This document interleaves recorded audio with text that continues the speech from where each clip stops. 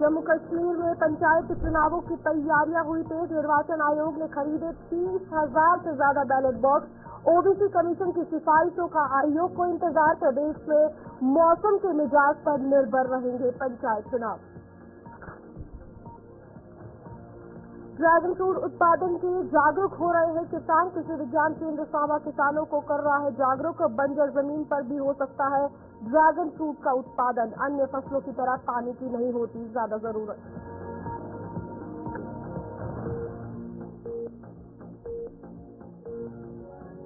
अमृत सरोवर योजना पर नहीं हो पाया अमल। देदनी में 2 सालों में भी तैयार नहीं हुआ तालाब। तालाब का आधा अधूरा काम बना चर्चा का विषय। सरकारी खजाने को नुकसान पहुंचाने के लगे आरोप।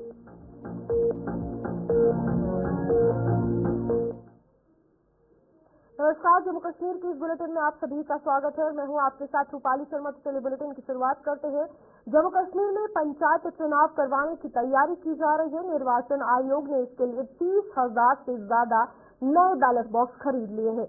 ओबीसी कमीशन की सिफारिशें सामने आते ही पंचायत चुनाव करवा दिए जाएंगे। हालांकि ये चुनाव जम्मू कश्मीर में मौसम के मिजाज पर भी निर्भर रहेंगे, जिसके लिए प्रदेश निर्वाचन आयोग उपयुक्त समय की तलाश में है। नए साल यानी 2025 में किसी भी समय पंचायत चुनावों की घोषणा हो सकती है।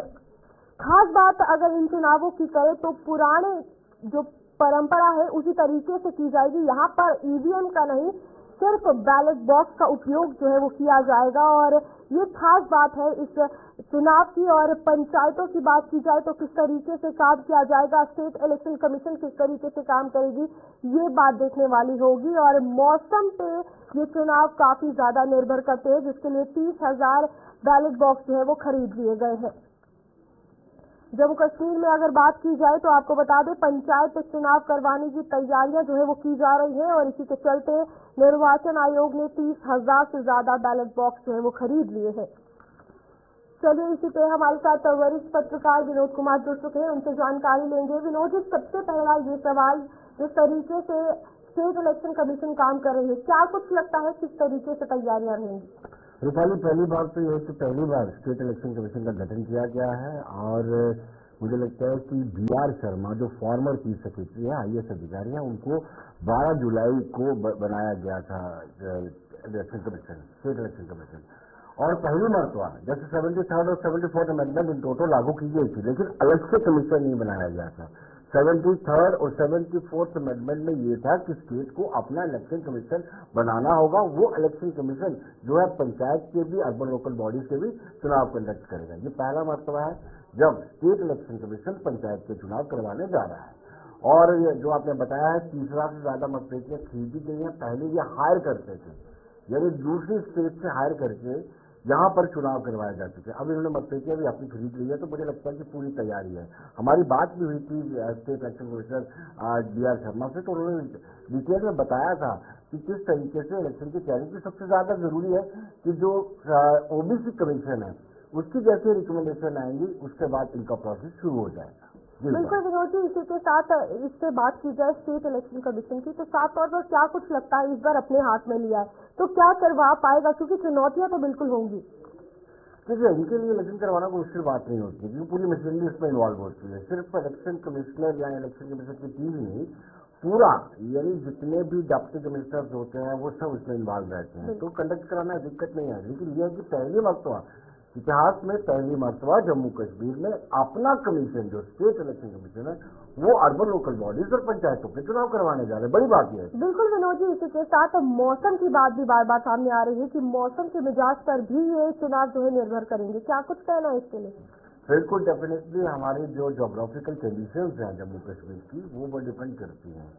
और कई बार अब देखिए जब सर्दियां हैं तो कहीं ना कहीं कई एरियाज भी पूरी तरह से कट जाते हैं। अगर हम किश्तवाड़ की बात करें, भद्रवाह डोडा की बात करें, या फिर कश्मीर के कई दूर दराज एरिया हैं वो पूरी तरह से कट जाते हैं। कटे हुए एरिया में चुनाव नहीं करवाया जा सकता। फिर मौसम को अनुकूल परिस्थिति में ला करके, यानी मार्च अप्रैल में ऐसा लगता है कि तब वहां पर मौसम ठीक होगा तो तब चुनाव करवाया जा सकता है। तो आपने ठीक कहा कि मौसम पर बहुत ज्यादा निर्भर रहता है चुनावी तिथियां। मौसम माकूल हो तभी इलेक्शन जम्मू कश्मीर में संभव हो सकते हैं। बिल्कुल विनोद जी, इसी के साथ ओबीसी की भी बात आई, तो क्या कुछ लगता है कब तक सिफारिशों का जो ये सिलसिला है चलता रहेगा, क्या कुछ सामने आएगा? देखिए, दिसंबर डेडलाइन है, दिसंबर 31 दिसंबर से पहले उनको अपनी रिपोर्ट सबमिट करनी है। रिपोर्ट आएगी, उसके बाद पता चल पाएगा कि किस किस पॉकेट में ओबीसी के लिए कितनी रिजर्वेशन रखनी है और उसके मुताबिक ही कुछ सीट्स जो हैं पंच सरपंच की वो रिजर्व की जाएंगी। तो बहुत सारा डिपेंड रहता है कि कमीशन की रिकमेंडेशन कब आती है और क्या आती है, उसके मुताबिक ही रोस्टर तैयार किया जाएगा। बिल्कुल विनोद जी, यहाँ पर ये सवाल पंचायत इलेक्शन को लेकर अगर बात की जाए तो ये भी उठता है, क्या जिस तरीके से पंचायत इलेक्शन की बात सामने आ रही है, यहाँ पर मौसम की बात हो, स्टेट इलेक्शन कमीशन की बात हो, सिफारिशों की बात हो, जिस तरीके से ये सिनेरियो बनाया जा रहा है, लोगों के लिए भी किस नजरिए से ये पंचायत इलेक्शन इस बार रहेंगे? देखिए, पंचायतों का कार्यकाल खत्म हो चुका है, हम जानते हैं। अर्बन लोकल बॉडीज का कार्यकाल खत्म हो चुका था, ब्लॉक डेवलपमेंट काउंसिल का कार्यकाल खत्म हो चुका है। अगर बचे हैं तो वो डीडीसी ही बचे हुए हैं। तो जब हम कहते हैं कि डेमोक्रेसी जमीनी स्तर पर जानी चाहिए, ग्रास रूट तक जानी चाहिए, तो उसमें 25 सरपंच बड़े लाजमी होते हैं। यानी अगर आपने ग्रामीण हल्के का विकास करना है, यानी आपने रूरल एरिया को डेवलप करना है, तो आपकी वहां पर अपनी हुकूमत होनी चाहिए, पीआरआई होनी चाहिए। इसलिए ये बड़ा लाजमी है कि जो कार्यकाल पंचायतों का खत्म हो चुका है, वहां पे पंचायतों के चुनाव होने चाहिए। पंचायतों के चुनाव होने के बाद ही ग्रामीण विकास संभव है, जिसको हम रूरल डेवलपमेंट कहते हैं। बिल्कुल विनोद जी, यहाँ पर दर्शकों को ये भी बताइएगा कि जहाँ पर हम इलेक्शन की बात करें, चाहे वो विधानसभा के हो, लोकसभा के हो, उससे ईवीएम यूज होती है। यहाँ पर बैलेट बॉक्स की खास बात सामने आई है और 30,000 इस बार खरीद भी लिए गए हैं, उसके बारे में भी जानकारी दीजिएगा। बिल्कुल, ईवीएम अभी संभव नहीं थी और पहले भी बैलेट बॉक्सेस से ही चुनाव करवाए जाते रहे हैं। और जो मैंने पहले भी कहा कि पहले दूसरी स्टेट से हायर किए जाते रहे हैं और करोड़ों रुपया उनका किराया देना पड़ता था रेंट बेस पे। अब इन्होंने अपने खरीदे हैं। ईवीएम अभी संभव नहीं है, बार बार ये सवाल हमने पूछा था। ईवीएम पंचायत इलेक्शन के लिए अभी संभव नहीं है, तो इसलिए बैलेट बॉक्सेस से ही चुनाव करवाया जा रहा है। ठीक है विनोद जी, बहुत बहुत धन्यवाद आपका जानकारी देने के लिए। इसी के साथ जम्मू कश्मीर की अगर बात की जाए तो पंचायत चुनावों को लेकर भी तैयारियां की जा रही है। एक तरफ मौसम के मिजाज पर ये पंचायत चुनाव निर्भर करेंगे, दूसरी तरफ अगर बात की जाए स्टेट इलेक्शन कमीशन की तो उनके द्वारा भी 30,000 बैलेट बॉक्स खरीद लिए गए हैं।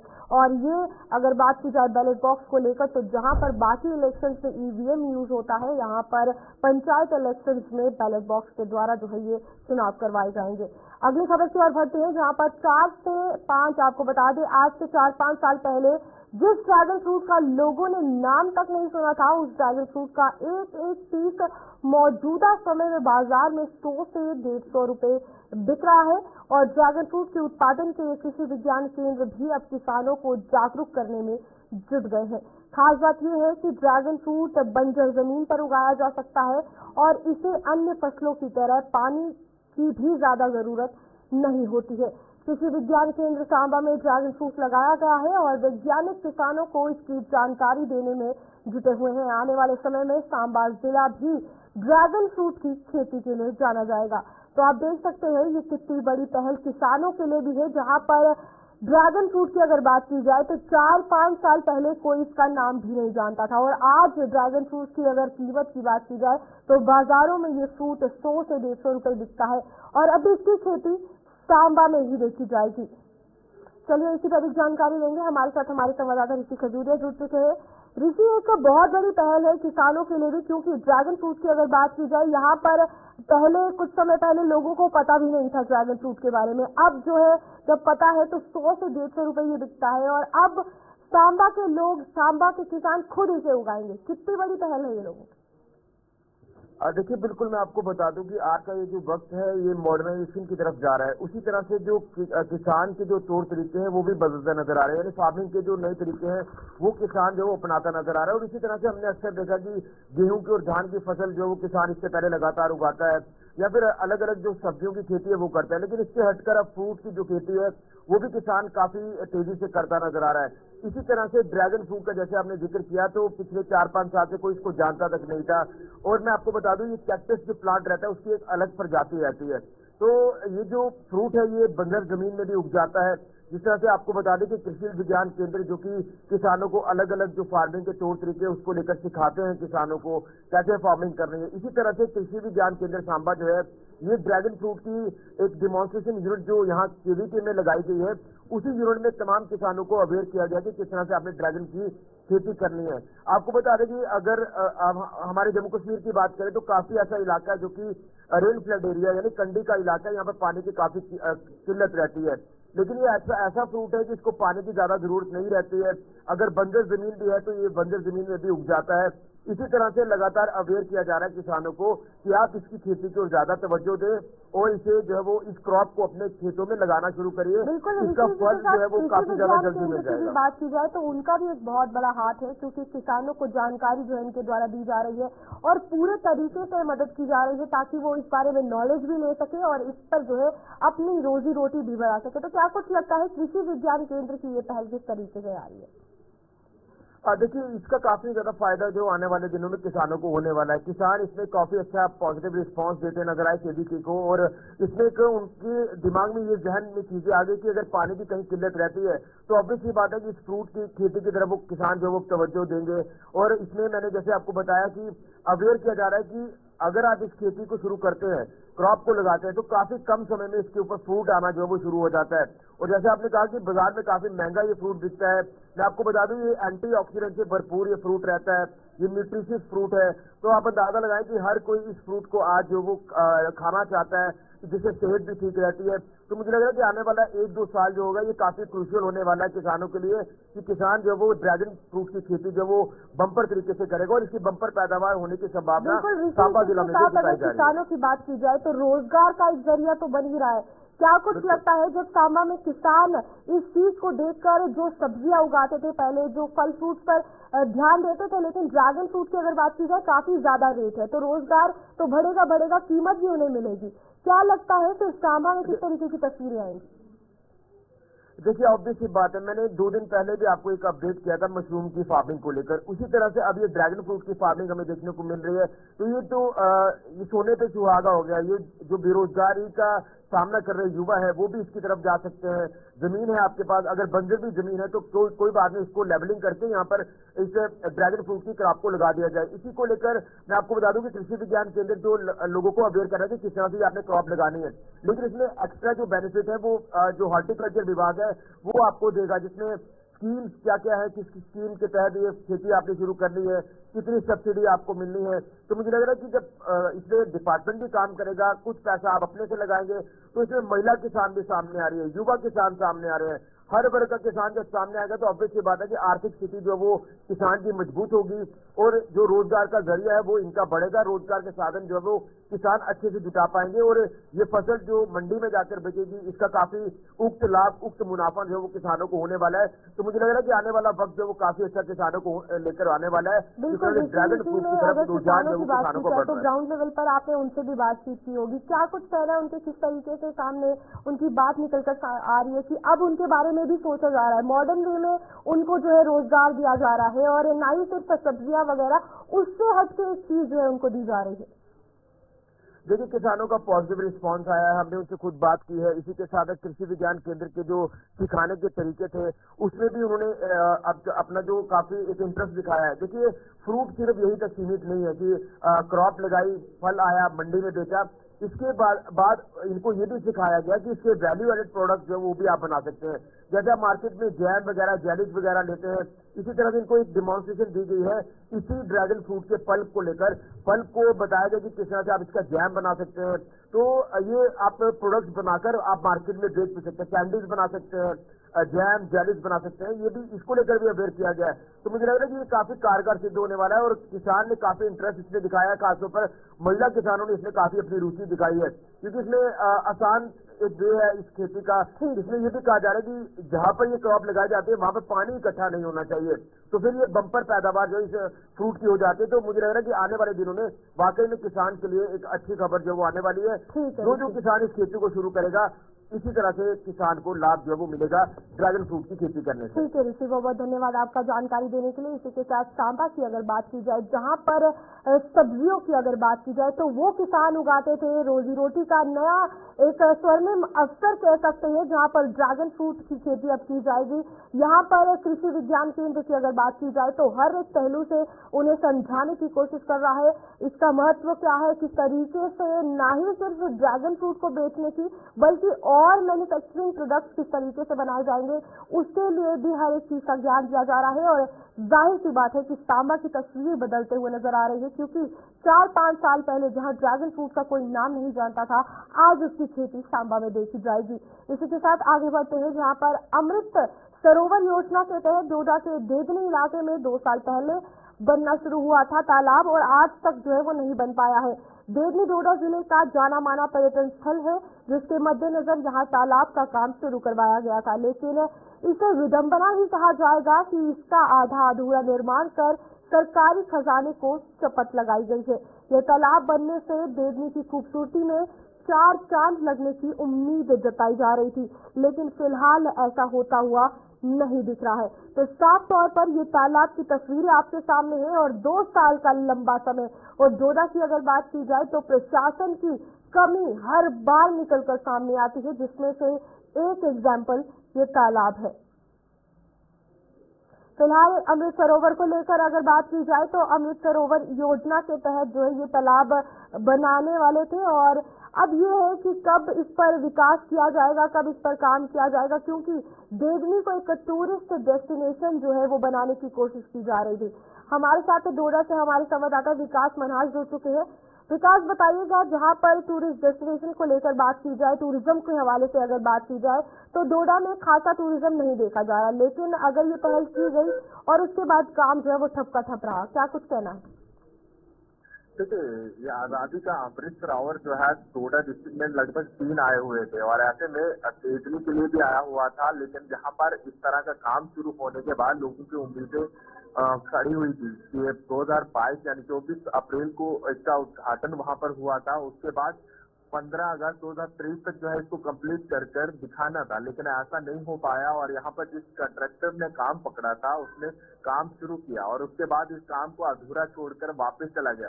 देवली काफी खूबसूरत जगह है, जहाँ पर काफी सारे लोग यहाँ पर घूमने फिरने आते हैं, और ऐसे में यहाँ की एडमिनिस्ट्रेशन बिल्कुल नहीं चाहती कि कम से कम इस चीज को और ज्यादा बढ़ावा दिया जा सके, या फिर इसको टूरिज्म में ले आए जा सके, ताकि आने वाले समय में यहाँ पर काफी सारे लोग भी आ सके। लेकिन काफी हैरान कर देने वाले ये मामला है कि आखिर इतने लाखों का काम इस अमृत सरोवर के लिए आया था, तो ये फंड कहाँ की ओर गई और क्यों नहीं यहाँ पर प्रॉपर तरीके से लगी?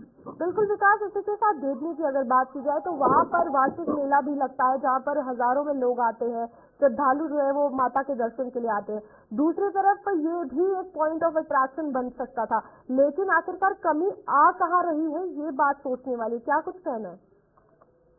देखिए, यहाँ पर माता का एक मंदिर भी है, जहाँ पर हजारों श्रद्धालु आते हैं, और ऐसे भी लोग जो है गर्मियों के दिनों में यहाँ पर घूमने फिरने आते हैं, या फिर बर्फबारी हो जाती है तो तब भी लोग जो है यहाँ पर घूमने फिरने आते हैं। तो ऐसे में यहाँ की एडमिनिस्ट्रेशन को काम करना था प्रॉपर तरीके से, जो रूरल डेवलपमेंट डिपार्टमेंट है उसको ध्यान से इस काम को करवाना था, लेकिन इस काम को अधूरा छोड़कर ही रख दिया है। यहाँ पर एक साइन बोर्ड भी लगा दिया गया था जिस दिन इसका उद्घाटन हुआ था, और इसको कंप्लीट 2023 से 15 अगस्त तक करना था, लेकिन पिछले 2 साल से इसका काम अधूरा छोड़ने के बाद डिपार्टमेंट यहाँ से भाग चुका है, और जिस कंट्रैक्टर ने ये काम पकड़ा था उसके खिलाफ भी कोई बड़ी कार्रवाई देखने को नहीं मिली, क्योंकि 15 लाख के आसपास ये काम आया हुआ था, और उस टाइम यहाँ के लोग डिपार्टमेंट के पास भी पहुंचे थे, और उन्होंने डिमांड की थी कम से कम इसको कंप्लीट कर दिया जाए, एक टूरिस्ट अट्रैक्शन पॉइंट बना दिया जाए जहाँ पर बोटिंग वगैरह हो, क्योंकि पानी काफी ज्यादा है यहाँ पर, और ये तालाब अगर भर जाता तो कहीं न कहीं एक अलग पहचान बन जाती, और यहाँ पर आने वाले समय में देवनी का नाम और ज्यादा उभर के सामने आता है, क्योंकि भटवा एक घूमने फिरने वाली जगह थी ऑलरेडी, और इसके साथ में एक और जगह जहाँ पर देवनी बन जाता, लेकिन यहाँ की एडमिनिस्ट्रेशन ने इस पे ध्यान नहीं बिल्कुल दिया। विकास, इसी के साथ लोगों का क्या कुछ कहना है, जिनकी एक आशा थी कि यहाँ पर भी टूरिज्म बढ़ेगा, उनका रोजगार जो है वो बढ़ेगा, लेकिन निराशा ही हाथ लगी है, क्योंकि 2 साल से किसी ने ध्यान नहीं दिया है। देखिए काफी बार यहाँ के लोगों ने एडमिनिस्ट्रेशन के दरवाजे भी खटखटाए हैं और कई बार कंट्रैक्टर ने झूठ बोला है इनसे कि कुछ दिन के बाद काम शुरू हो जाएगा या फिर इस तरह का काम होगा, टाइल्स लगेंगी, लाइटें लगेंगी, लेकिन ऐसा यहाँ पर कुछ भी देखने को नहीं मिला। और कल तक ये चीजें होनी चाहिए थी क्योंकि इतना फंड्स अगर गवर्नमेंट दे रही है वो प्रॉपर तरीके से यहाँ पर लगनी चाहिए थी और इसकी निगरानी रखनी चाहिए थी, लेकिन ऐसा नहीं हो पाया और लोग जो है काफी नाराज भी हैं तमाम चीजों से। एक तो सड़क भी बिल्कुल वहाँ पर लटकी हुई है देखनी गाँव की, क्योंकि काफी लंबे समय से इसका फॉरेस्ट क्लियरेंस मिलने के बाद भी इसका काम शुरू नहीं हो रहा है। काफी लंबे समय से लोग जो है परेशानी का सामना कर रहे हैं यहाँ पर। बिल्कुल विकास, इसी के साथ देवनी की अगर बात की जाए, यहाँ पर तालाब की बात आ गई। इससे पहले भी कई सारी मुसीबतें और मुश्किलें जो है स्थानीय लोगों ने झेली है वहाँ पर, लेकिन क्या कुछ लगता है ध्यान कहाँ देना चाहिए? लोगों के मुद्दे तो है, लेकिन सुनेगा कौन, ये भी एक बड़ा सवाल है। क्या कुछ लगता है वहाँ के स्थानीय लोग अपनी मांगों को पूरा करवा पाएंगे जिस तरीके से ये काम ठप रहते हैं? देखिए पिछले लंबे समय में यूपी के अंदर रह रहे थे और ये अब कहीं न कहीं इलेक्शन हुए हैं तो कहीं न कहीं लोगों की उम्मीदें तो दोबारा से उजागर हुई है, लेकिन अब देखना होगा जिस नेता को चुना है यहाँ के लोगों ने क्या इन चीजों पर खड़ा उतरने की कोशिश करेंगे या फिर ऐसे ये लोग जो है आज भी वैसे रहेंगे। क्योंकि देखिए लंबे समय से लोग जो है डिमांड कर रहे हैं कि अगर इतनी फंड रिलीज होती है किसी काम के लिए वो प्रॉपर तरीके से लग जाए और इस तरह का आजादी का अमृत सरोवर जिसकी पहचान डिस्ट्रिक्ट को बना सकती है और ऐसा टूरिस्ट अट्रैक्शन पॉइंट बन सकता है जहाँ पर ना कि देवनी का नाम बल्कि पूरे डोडा का नाम सामने आ सकता है, क्योंकि लोग जब यहाँ पर पहुंचेंगे तस्वीरें खींचेंगे और इस तरह की खूबसूरती को जब बयां करेंगे तो आने वाले समय में कई लोग जो है यहाँ पर घूमने फिरने भी आएंगे। ठीक है विकास, बहुत बहुत धन्यवाद आपका जानकारी देने के लिए। इसी के साथ अमृत सरोवर की अगर बात की जाए तो लोगों के हाथ एक बड़ी निराशा देवनी के लोगों में लगी है, जहां पर इस तालाब का काम जो है वो 2 साल पहले शुरू किया गया था और 2 साल में पूरा होना था, लेकिन दृश्य आपके सामने है कि काम धरा का धरा है, जिसके बाद लोगों को जो आशा थी वो निराशा में तब्दील हो गई। आगे बढ़ते हैं, जहाँ जम्मू के डीसी सचिन कुमार ने जम्मू के कोट बलवाल सेंट्रल जेल का दौरा कर अधिकारियों को जरूरी दिशा निर्देश जारी किए हैं। उन्होंने उन लोगों की पहचान करने को कहा है जो कैदियों को मोबाइल फोन मुहैया करवाते हैं। डीसी ने कैदियों को दिए जाने वाले खाने व अन्य सुविधाओं के साथ साथ जेल की सुरक्षा की भी समीक्षा जो है वो की है। तो साफ तौर पर तस्वीरें आपके सामने है, जहां पर जम्मू के डीसी ने कोट बलवाल जेल का जो है वो निरीक्षण किया है। यहाँ पर जाकर वहाँ लोगों को निर्देश जो है वो भी जारी किए गए हैं और सुरक्षा के हवाले से खास तौर पर ये दौरा जो है वो किया गया है और कई और अधिकारी भी मौजूद थे। मोबाइल कौन मुहैया करवाता है ये भी एक बड़ा सवाल है और उनकी जांच और उन पर जल्द से जल्द कार्रवाई के निर्देश भी दिए गए हैं और खाने से लेकर सुरक्षा तक हर एक हवाले से जेल के जो अधिकारी हैं उनको निर्देश दिए गए हैं कि पूरा ध्यान जो है वो रखा जाए। फिलहाल डीसी सचिन कुमार ने जम्मू के कोट बलवाल सेंट्रल जेल का दौरा किया है। तस्वीरें आपके सामने है। शिल्पा हमारे साथ जम्मू से हमारी संवाददाता जुड़ चुकी है। शिल्पा, बताइएगा किस तरीके से ये दौरा रहा, क्या कुछ बातें निकलकर सामने आई, क्या कुछ निर्देश जो है वो जारी किए गए डीसी जम्मू द्वारा? क्योंकि कई बार ऐसी खबरें सामने आती है सोर्सेज के हवाले से कि जो कोट बलवाल सेंट्रल जेल है जम्मू का, वहां पर कहीं न कहीं कैदी जो है फोन का इस्तेमाल करते हैं या फिर उन्हें कोई जो है वो सहायता करता है, जिसको लेकर जम्मू डीसी सचिन कुमार के द्वारा कल सेंट्रल जेल का, कोट बलवाल जेल का जो है वो दौरा किया गया, जायजा लिया गया और साफ तौर पर अधिकारियों को निर्देश दिया गया है कि अगर कोई भी कैदी को ये सहायता कर रहा है, मोबाइल फोन प्रोवाइड कर रहा है तो उनकी पहचान कर उन पर जो है वो सख्त से सख्त कार्रवाई की जाए। अगर कोई कैदी मोबाइल फोन जेल में इस्तेमाल कर रहा है तो उसकी भी पहचान करे और उस पर जो है वो सख्त कार्रवाई करे। और दूसरी तरफ आप देखेंगे सर्दी भी बढ़ रही है, जिसको लेकर जो बीमार कैदी वहाँ पर है और साथ ही साथ जो बुजुर्ग कैदी है उन्हें खान पीन का किस प्रकार से यानी कि खाना जो है वो प्रोवाइड किया जा रहा है, क्या कुछ खान पीन जो है वो दिया जा रहा है, उसको लेकर भी उन्होंने जायजा लिया और उन्होंने हिदायत दी कि साफ तौर पर जो बीमार कैदी है और जो बुजुर्ग कैदी है उनका जो है वो ध्यान रखा जाए, उन्हें जो है वो खाना जो है वो अच्छे से जो है वो प्रोवाइड किया जाए और साथ ही साथ सुरक्षा सुरक्षा को लेकर भी यहाँ पर जो है वो पूरी तरीके से जायजा जो है वो लिया जाए। लेकिन देखिए जिस लगातार ये देखने को मिलता है कि कहीं न कहीं कोट बलवाल कई बार चर्चों में भी रहा है। कोट बलवाल जम्मू में कैदी जो है वो फोन का जो है वो इस्तेमाल करते हैं और कहीं न कहीं इससे जो है वो बड़ा खतरा भी उत्पन्न जो है हो सकता है। तो ऐसे सोर्सेज के हवाले से कई बार ऐसी खबरें जो है वो सामने आई है।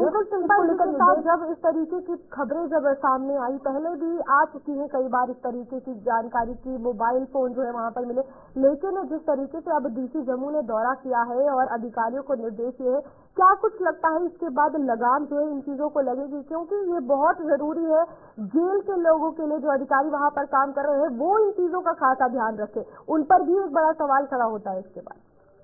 और देखिए दौरा बेहद ही अहम ये दौरा है क्योंकि खबरें लगातार ऐसी देखने को मिल रही थी और कोट बलवाल जो है वो काफी ज्यादा चर्चों में भी रहा है। जिस प्रकार से दौरा किया गया, निर्देश जो है वो जारी किए गए हैं, तो साफ लोगों पर जो है वो शिकंजा कसा जाएगा जो सहायता कर रही है फोन प्रोवाइड करने में या फिर कैदी जो है वो फोन इस्तेमाल कर रहे हैं, फोन दे रहा है, किसके जरिए जो है कैदी तक फोन पहुंच रहा है। तो ये पूरी तरीके से निर्देश दिए गए हैं। तो अधिकारी जो है वो अपना काम लगातार करते हुए जो है वो नजर आए हैं। और देखिए आने वाले समय में जो है वो कोई अगर कोई प्रोवाइड कर रहा है कैदी को तो उसकी जो है वो पहचान करने को कहा गया और सख्त सख्त कार्रवाई भी जो है आने वाले समय में देखने को मिलेगी। बिल्कुल शिल्पा, इसी के साथ सुरक्षा और साथ ही साथ स्वास्थ्य के हवाले से भी जानकारी बताइएगा कि क्या कुछ डीसी ने निर्देश दिए हैं जब वो वहां पर मिलने गए। हम आपसे पूरा सवाल फिर से दोहराएं। वहां पर जब दौरा हुआ कोट बलवाल जेल में, तो स्वास्थ्य के हवाले से जानकारी किस तरीके से सामने आ रही है, सुरक्षा के हवाले से? क्योंकि आपने कहा कि कैदियों का स्वास्थ्य, खाना, हर एक चीज जो है प्रॉपर जांच की गई है। देखा जा रहा है कि सर्दियों के मौसम में उन्हें प्रॉपर फैसिलिटीज या जिस तरीके से तस्वीरें हैं सुरक्षा के हवाले से आती है या नहीं आती? हाँ देखिए अगर स्वास्थ्य की बात करें तो जिस प्रकार से ये साफ तौर पर कहा गया है कि जो बीमार वहां पर कैदी जेल में है और साथ ही साथ जो बुजुर्ग कैदी है उनका खान की किस तरीके से है, उन्हें किस प्रकार से खाना जो है वो प्रोवाइड किया जा रहा है, उनकी देखभाल जो है वो की जा रही है या नहीं की जा रही है, इसको लेकर पूरी तरीके से उन्होंने जायजा लिया और ये साफ तौर पर निर्देश दिए गए हैं। जो बीमार कैदी है, जो बुजुर्ग कैदी है, उन्हें जो है वो खान पीन का जो है उनका ध्यान रखा जाए ताकि जो है उन्हें तरीके से जो है यानी कि जो बीमार है तो उन्हें किस प्रकार की कोई परेशानी ना हो। देखिए जेल में कैदी भी होते हैं, कैदी भी होते हैं, ड्रग्स स्मगलर्स भी होते हैं, अलग अलग प्रकार के जो है वो कैदी होते हैं। तो पूरी तरीके से सुरक्षा की जो यानी कि दौरा है उसे किया गया कि किस प्रकार से यहाँ पर जो है कोट बलवाल जेल में कैदी जो है वो रह रही है, क्या कुछ उन्हें जो है वो प्रोवाइड किया जा रहा है, निर्देश भी जारी किए गए। ठीक है शिल्पा, बहुत बहुत धन्यवाद आपका जानकारी देने के लिए। इसी के साथ जम्मू में डीसी जम्मू की अगर बात की जाए तो उन्होंने कोट बलवाल जेल का निरीक्षण किया, दौरा किया वहां पर और जो है जरूरी दिशा निर्देश जो है वो जारी किए, सुरक्षा के हवाले से हो या फिर वहां पर जो कैदी है उनके लिए जो प्रॉपर जांच है वो भी की गई कि खाने से लेकर स्वास्थ्य से लेकर सुरक्षा जो है वो पुख्ता वहां पर रहे। फिलहाल जम्मू कश्मीर के इस बुलेटिन में इतना ही। खबरों का सिलसिला जारी रहेगा। नमस्कार।